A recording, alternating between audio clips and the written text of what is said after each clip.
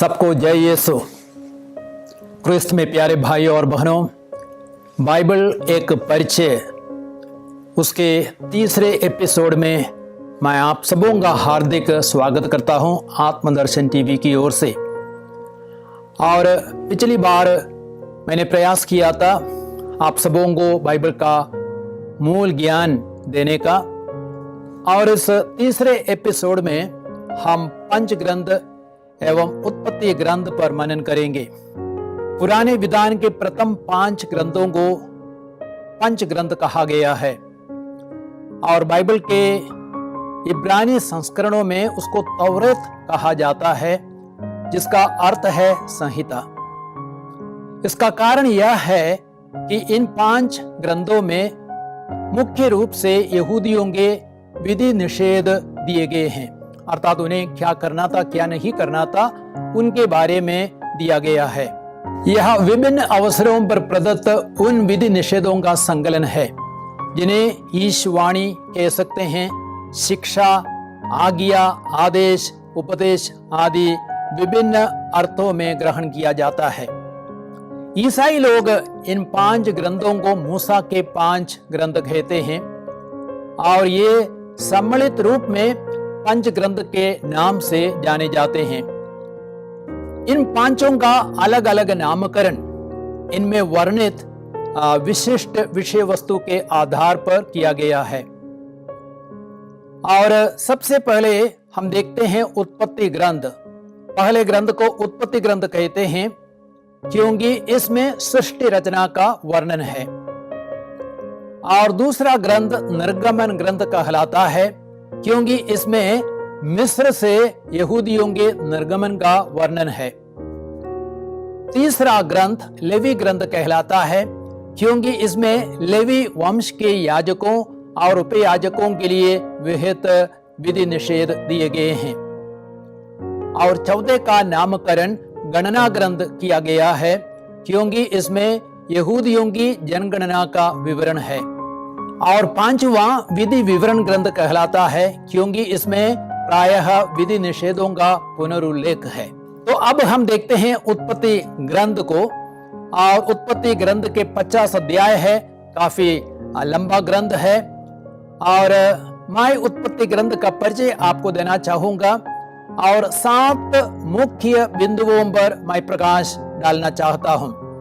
और उसमें पहला बिंदु है इस ग्रंथ को क्यों उत्पत्ति ग्रंथ कहा गया है, और दूसरा बिंदु है उत्पत्ति ग्रंथ का लेखक कौन है, और तीसरा बिंदु उत्पत्ति ग्रंथ का समय और किस समय उत्पत्ति ग्रंथ की घटनाएं घटी थी, और चौथा बिंदु है उत्पत्ति ग्रंथ में क्रिस्त, उत्पत्ति ग्रंथ क्रिस्त के बारे में क्या कहता है, और 5वां बिंदु है उत्पत्ति ग्रंथ के मुख्य शब्द, मुख्य आयतें और मुख्य अध्याय, और 6वां बिंदु है उत्पत्ति ग्रंथ का सर्वेक्षण यानी उत्पत्ति ग्रंथ का निचोड़, और अंतिम बिंदु है उत्पत्ति ग्रंथ की मुख्य शिक्षा। तो अब पहले सवाल पर हम आते हैं, पहले बिंदु पर हम आते हैं, इस ग्रंथ को क्यों उत्पत्ति ग्रंथ कहा गया है। बाइबल के पहले ग्रंथ को उत्पत्ति ग्रंथ कहा गया है क्योंकि इसमें सभी चीजों की उत्पत्ति अथवा सृष्टि रचना का वर्णन है। उत्पत्ति ग्रंथ में प्रायः सभी चीजों के प्रारंभ का उल्लेख है, जैसे स्वर्ग और पृथ्वी, जीवन और मृत्यु, मानव, विश्राम दिवस और विवाह, पाप, मुक्ति, परिवार, शहर, भाषा और बलिदान के प्रारंभ का उल्लेख है। इसलिए उत्पत्ति ग्रंथ को उत्पत्ति ग्रंथ कहा गया है। अब हम दूसरे बिंदु पर आते हैं, उत्पत्ति ग्रंथ का लेखक कौन है। उत्पत्ति ग्रंथ का लेखक, इस ग्रंथ में किसी लेखक का नाम तो नहीं दिया गया है, लेकिन धर्म ग्रंथ और कलीसिया का इतिहास मूसा को पंच ग्रंथ का लेखक मानते आ रहे हैं। पुराने नियम और नए नियम में कई आयतें हैं जो यह दिखाती है मूसा पंच ग्रंथ का लेखक है। वास्तव में मूसा का जन्म उत्पत्ति ग्रंथ की घटनाओं के अंत के बाद, अर्थात 3 सदियों के बाद हुआ था। लेकिन उत्पत्ति ग्रंथ की रचना में मूसा के प्रभाव और अधिकार ने महत्वपूर्ण भूमिका निभाई है। आज विद्वानों का मानना है कि उत्पत्ति ग्रंथ की रचना के पीछे 3 मुख्य स्रोत है, अर्थात यहोवा स्रोत, एलोहिम स्रोत और पुरोहित स्रोत। इन स्रोतों यानी परंपराओं की शब्दावली, शैली और ई शास्त्र के भी कुछ विशेष लक्षण है। कभी कभी कुछ सामग्री 2 भिन्न परंपराओं में पाई जाती है। यही कारण है कि पंचग्रंथ में हम कभी कभी एक ही घटना के 2 वर्णन पाते हैं। अब हम तीसरे बिंदु पर आते हैं, अर्थात उत्पत्ति ग्रंथ का समय। और ग्रंथ का समय लगभग 4000 ईसा पूर्व से लेकर 1804 ईसा पूर्व तक है। आप देखेंगे उत्पत्ति ग्रंथ अध्याय 1 से 2 तक में वहां भी लिखा गया है, प्रारंभ में ईश्वर ने स्वर्ग और पृथ्वी की रचना की। पृथ्वी उजाड़ और सुनसान थी और अथाह गर्त पर अंधकार छाया हुआ था और ईश्वर का आत्मा सागर पर विचरता था। यह सृष्टि कब हुई थी किसी को भी निश्चित ज्ञान नहीं है, लेकिन माना जाता है कि संसार की सृष्टि संभवतः 4000 ईसा पूर्व में या उससे पहले हुई थी। और हम यह भी देखते हैं इब्राहिम के पिता की मृत्यु, और इब्राहिम का पिता का नाम है तेरह, और तेरह की मृत्यु करीब 2090 ईसा पूर्व में हुई थी। और तेरह की मृत्यु के बारे में उत्पत्ति ग्रंथ अध्याय 11:32 में कहा गया है, तेरह 205 वर्ष का था जब हारान में उसकी मृत्यु हुई। और यूसुफ के बारे में हम जानते हैं, यूसुफ मिस्र देश जाते हैं 1897 ईसा पूर्व में, और उत्पत्ति ग्रंथ अध्याय 37:2 में उसके बारे में कहा गया है। और यूसुफ की मृत्यु हुई थी 1804 ईसा पूर्व में, और यूसुफ का देहांत 110 वर्ष की उम्र में हो गया था। और उत्पत्ति ग्रंथ 50:26 में इन बातों के बारे में हम पढ़ते हैं। अतः हम कह सकते हैं उत्पत्ति ग्रंथ की घटनाएं 4000 ईसा पूर्व से लेकर 1804 ईसा पूर्व तक घटी थी। और अब हम एक चौथे महत्वपूर्ण बिंदु पर आते हैं, उत्पत्ति ग्रंथ क्रिस्त के बारे में क्या कहता है। उत्पत्ति ग्रंथ क्रिस्त के विषय में कुछ पूर्व सूचनाएं देता है, जैसे कि क्रिस्त स्त्री का वंश है, उत्पत्ति ग्रंथ अध्याय 3:15, और क्रिस्त इब्राहिम, इसहाक, याकूब और यूदा के वंश का है। इन बातों को अलग अलग अध्यायों में हम देख सकते हैं। इस ग्रंथ में कुछ ऐसे व्यक्ति और घटनाएं हैं जो क्रिस्त और उनके जीवन के प्रतीक है। जैसे कि हम देखते हैं आदम को देखेंगे, आदम आने वाला मुक्तिदाता का प्रतीक था, क्रिस्त का प्रतीक था। रोमियो के पत्र अध्याय 5 वाक्य संख्या 14 में संत पौलुस इस बात पर प्रकाश डालते हैं। और आदम और क्रिस्त दोनों ईश्वर की विशेष मध्यस्थता से निष्पाप रहे, उनमें कोई कलंक नहीं था। जब आदम की सृष्टि हुई वह बिल्कुल पवित्र था और निष्पाप होकर इस संसार में वे आए थे। आदम पुरानी सृष्टि का मूल पुरुष है और क्रिस्त नई सृष्टि का शीर्ष है।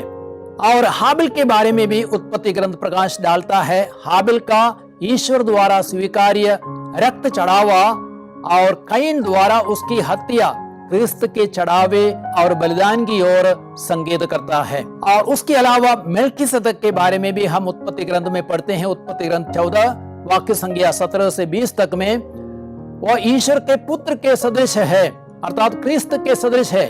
इब्रानियों के पत्र अध्याय 7 वाक्य संख्या 3 में मेल्कीसेदक के बारे में हम पढ़ते हैं।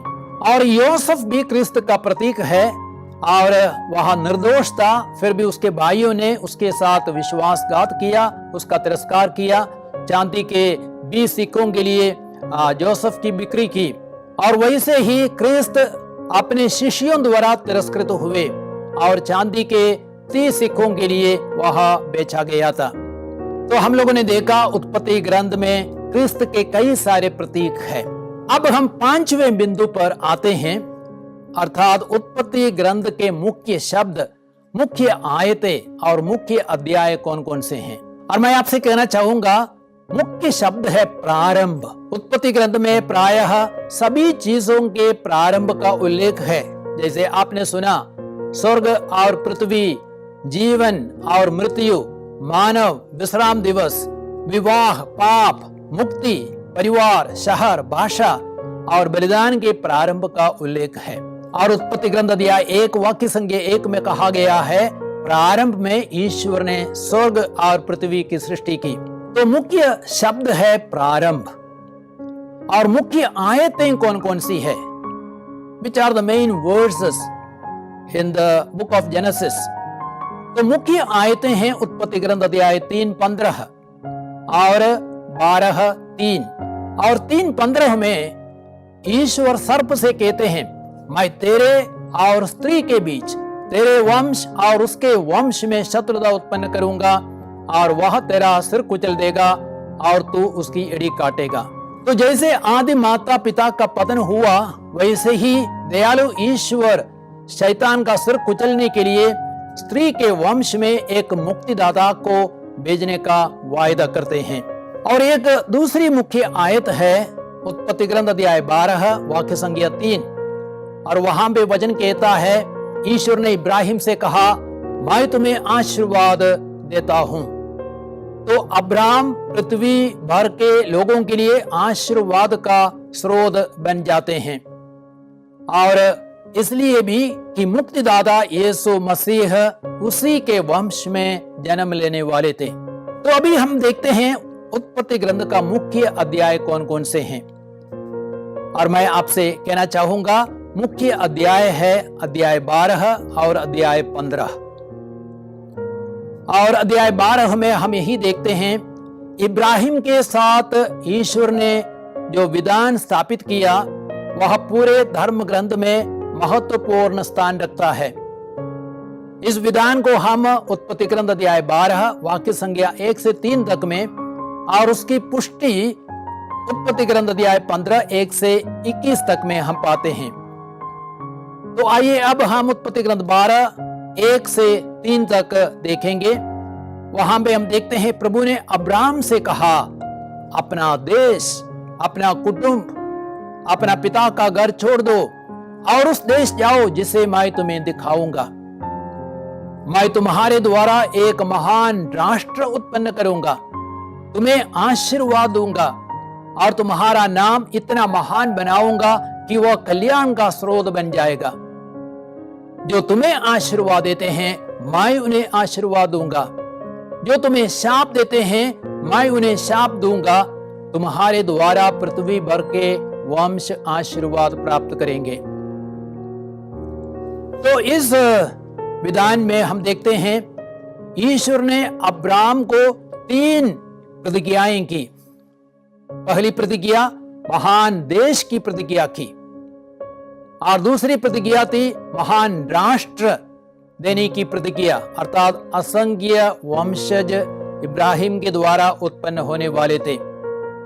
और तीसरी प्रतिज्ञा महान आशीर्वाद की प्रतिज्ञा, अर्थात तुम्हारे द्वारा पृथ्वी भर के वंश आशीर्वाद प्राप्त करेंगे।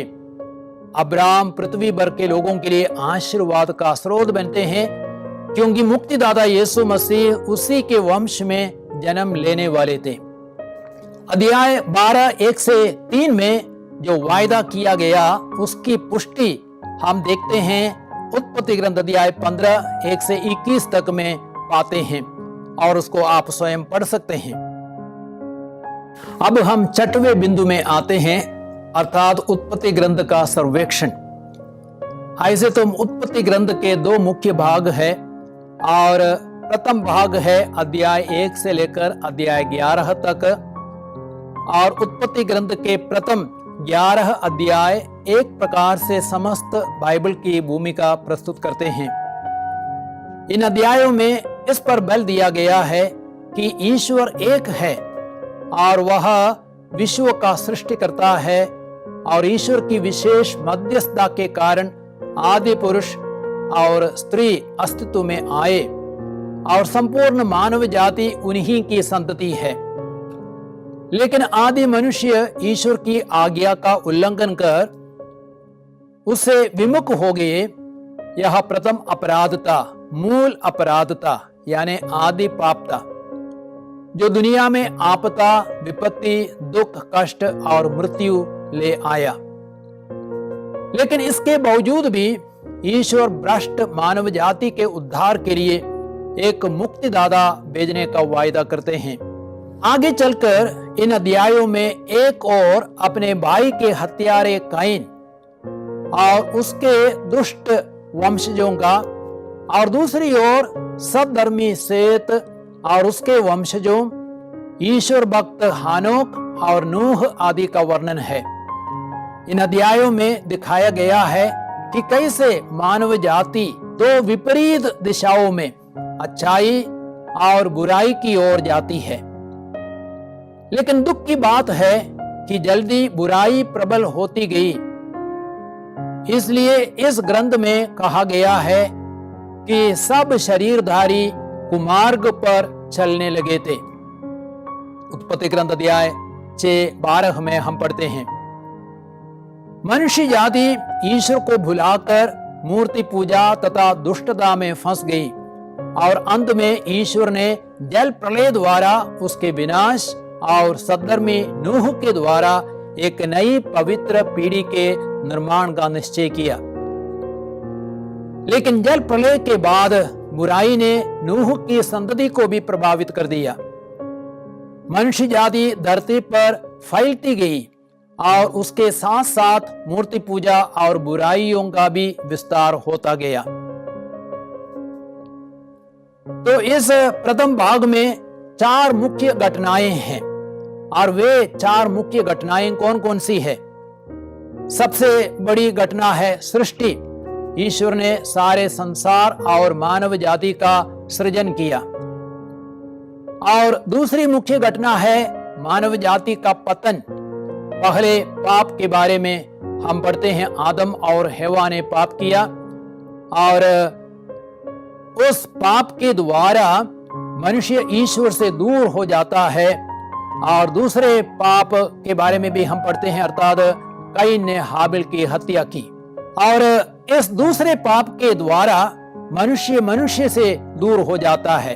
फिर भी हम देखते हैं ईश्वर ने स्त्री के द्वारा मुक्ति की प्रतिज्ञा की है, और उस बात को हम लोग उत्पत्ति ग्रंथ 3:15 में पढ़ते हैं।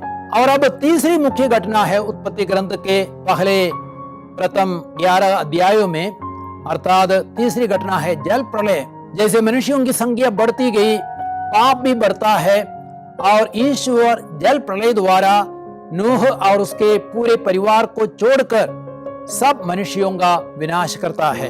और चौथी मुख्य घटना है कई राष्ट्रों की उत्पत्ति। पहले मानव जाति एक थी और एक ही भाषा बोलती थी, किंतु बाबुल की मीनार द्वारा मनुष्यों ने ईश्वर के विरुद्ध विद्रोह किया, मनुष्यों ने घमंड किया। इसलिए ईश्वर ने उनकी भाषा में उलझन पैदा किया और उन्हें सारी पृथ्वी पर बिखेरा। तो इन 4 मुख्य घटनाओं को हम पहले 11 अध्यायों में पाते हैं। अब हम उत्पत्ति ग्रंथ के दूसरे भाग में आते हैं, अर्थात अध्याय 12 से अध्याय 50 तक। और दूसरे भाग में केवल इब्राहिम और उनके वंश पर ध्यान केंद्रित किया गया है। ईश्वर ने इब्राहिम को इस्राएल वंश का मूल पिता चुना, जिसमें जन्म लेकर मुक्तिदाता संसार में आने वाले थे। ईश्वर ने इब्राहिम को मूर्ति पूजकों के बीच से चुना, उनकी परख की और उन्हें निष्ठावान पाया।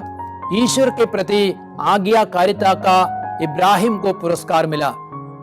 ईश्वर ने उनके और उनके वंशजों के निवास के लिए कनान देश देने का वचन दिया और उन्हें आश्वस्त किया कि उन्हीं के वंश में मुक्तिदाता जन्म लेंगे।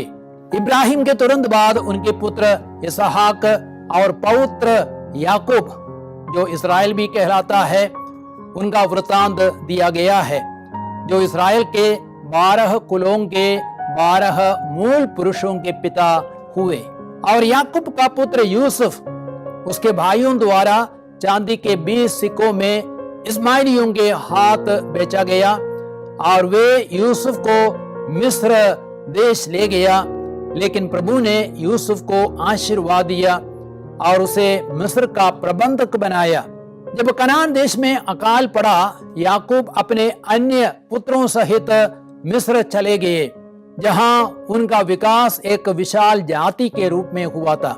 इस दूसरे भाग में अर्थात अध्याय 12 से 50 तक में 4 मुख्य व्यक्तियों की चर्चा मिलती है। तो वे 4 मुख्य व्यक्ति कौन कौन से हैं? वे 4 महान व्यक्ति हैं। पहला इब्राहिम, दूसरा इसहाक, तीसरा याकूब और चौथा यूसुफ। जब कई राष्ट्रों में मनुष्य बिखर जाते हैं तो ईश्वर एक व्यक्ति अर्थात इब्राहिम और उसके वंशजों को चुनते हैं, जिनके द्वारा वह सब राष्ट्रों को आशीर्वाद देंगे। इब्राहिम के वंश में मसीह का जन्म हुआ, जिनके द्वारा सारी मानव जाति को आशीर्वाद मिला। अब हम उत्पत्ति ग्रंथ की मुख्य शिक्षा को हम देखेंगे। यह हमारा 7वां बिंदु है। तो उत्पत्ति ग्रंथ हमें क्या शिक्षा देते हैं? सबसे पहले हमें यह शिक्षा मिलती है कि ईश्वर ने सारे संसार का सृजन किया एवं मनुष्यों को अपने प्रतिरूप बनाया। कई वैज्ञानिक इसका विरोध करते हैं, लेकिन इसमें कोई संदेह नहीं कि संसार अपने आप उत्पन्न नहीं हुआ। बाइबल कहती है कि ईश्वर ने सारे संसार का सृजन किया। और उत्पत्ति ग्रंथ अध्याय 1 से 3 तक में वचन कहता है, प्रारंभ में ईश्वर ने स्वर्ग और पृथ्वी की सृष्टि की। पृथ्वी उजाड़ और सुनसान थी, अतः गर्त पर अंधकार छाया हुआ था और ईश्वर का आत्मा सागर पर विचरता था। ईश्वर ने कहा, प्रकाश हो जाए, और प्रकाश हो गया। ईश्वर ने मनुष्यों को अपने प्रतिरूप बनाया। इस बात को हम उत्पत्ति ग्रंथ अध्याय 1 वाक्य संख्या 27 में पढ़ते हैं। अर्थात ईश्वर ने मनुष्यों को अपने समान पवित्र बनाया। अतः हमें यह नहीं सोचना है कि मनुष्य बंदरों से उत्पन्न हुआ।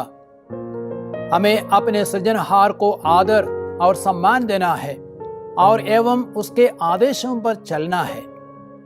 यह उत्पत्ति ग्रंथ की एक बहुत ही महत्वपूर्ण शिक्षा है।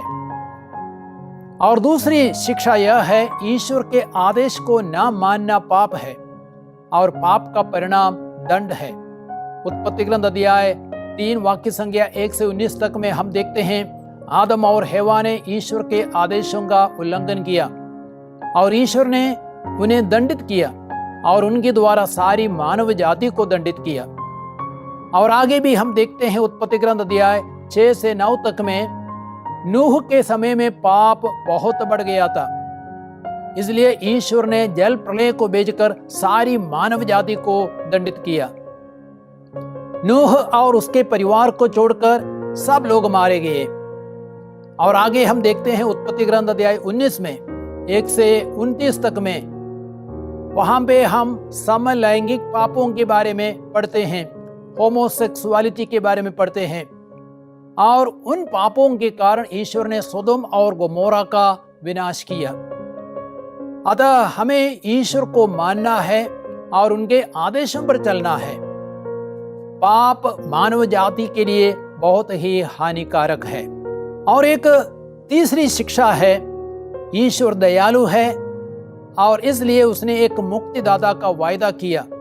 ईश्वर ने मनुष्य को पाप की अवस्था में छोड़ना ना चाहा, इसलिए ईश्वर ने सर्प से कहा, मैं तुम्हारे और स्त्री के बीच और तेरे वंश और उसके वंश के बीच में शत्रुता उत्पन्न करूंगा और वह तेरा सिर कुचल देगा और तू उसकी एड़ी काटेगा।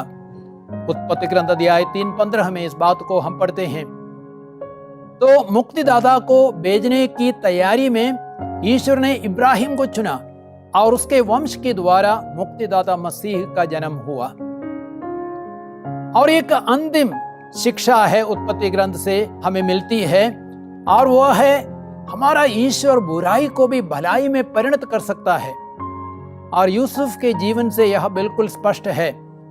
और हमें मालूम है कि यूसुफ के भाइयों ने के साथ अत्याचार किया था, उसको मिस्र देश में बेच डाला था। लेकिन हम देखते हैं ईश्वर उनके साथ में थे और ईश्वर ने उनको बहुत ही ऊपर उठाया और वह पूरे मिस्र देश का वह प्रबंधक बन गया।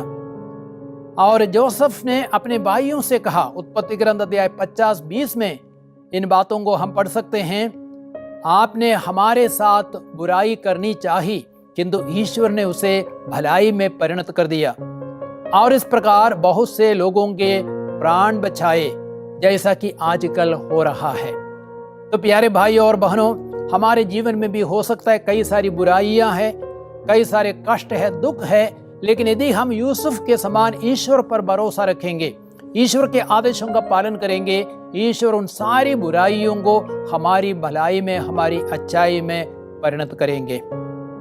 और हमारा अगला एपिसोड होगा निर्गमन ग्रंथ पर हम लोग मनन करेंगे। तो उसके लिए आप अपने आप को तैयार करें, निर्गमन ग्रंथ का अध्ययन भी करें। ईश्वर आपको आशीर्वाद प्रदान करे। आमीन।